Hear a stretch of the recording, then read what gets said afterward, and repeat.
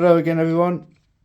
In my last video I happened to mention that Boris and I, if she comes round today, may be doing some indoor pistol shooting, and that if I had the time or the inclination I'd do a quick video about the setup for indoor shooting, which you might find useful. This is what I've made basically as a backstop and pellet catcher. Very easy to do. I've made quite a few of these now. I just bought one of these large, fairly deep, I suppose they're about 6 inches deep, plastic, don't know what you'd call it really, storage units.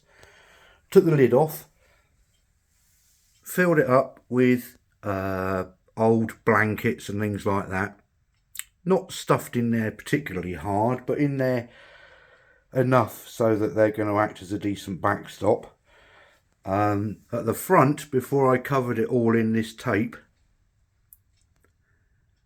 at the front I put a couple of layers of, in actual fact there was like these yoga mats that are made out of some sort of rubbery type material. So there's no lid on this, as I say, I took the lid off. So you've got the box itself filled up with lots of material like blankets and old curtains and things like that. And then a couple of layers of this yoga mat, and then covered the whole lot to keep it all together in this tape.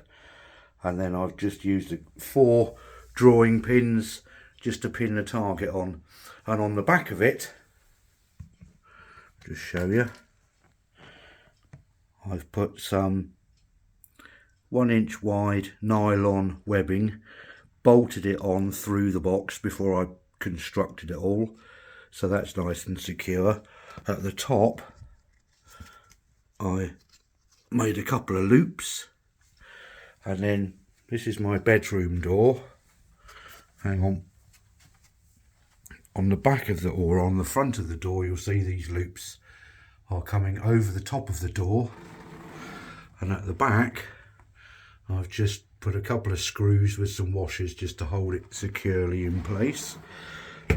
And then, oh, it's difficult to do.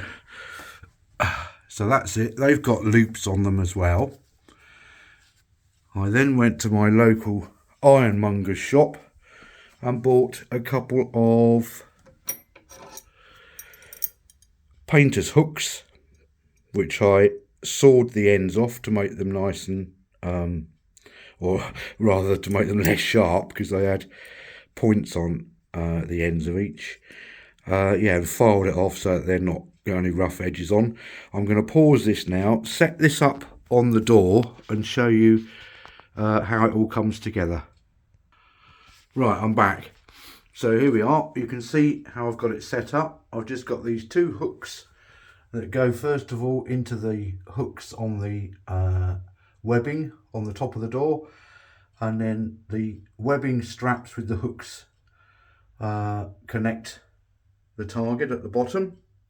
So that's now hanging at just below my head height on the door.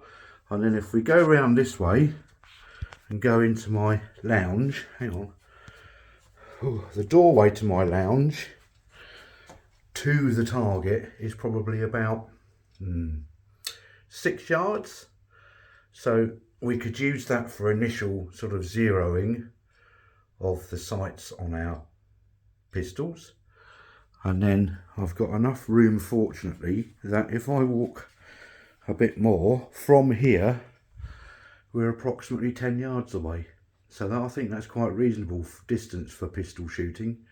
What we will use when we eventually get to do some shooting are these, which, as I mentioned in the last video, is our SMK CP1 CO2 powered target pistols.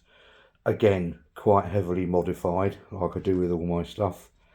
A different stock for it, which I got off of eBay. I think they were 25 quid each. They're 3D printed, and they just make such a world of difference over the wooden one that the gun comes with. We've got a mini red dot sight on there. because these guns have got quite a bark to them when you shoot them, they're pretty loud.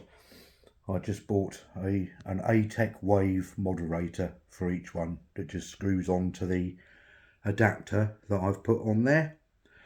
All housed in quite a nice case that's big enough to take it, that I got from my local gun shop. So yeah, if she comes round today, like I say, the weather outside is quite atrocious at the moment, so that's what we'll be doing today. And there you go. See you later.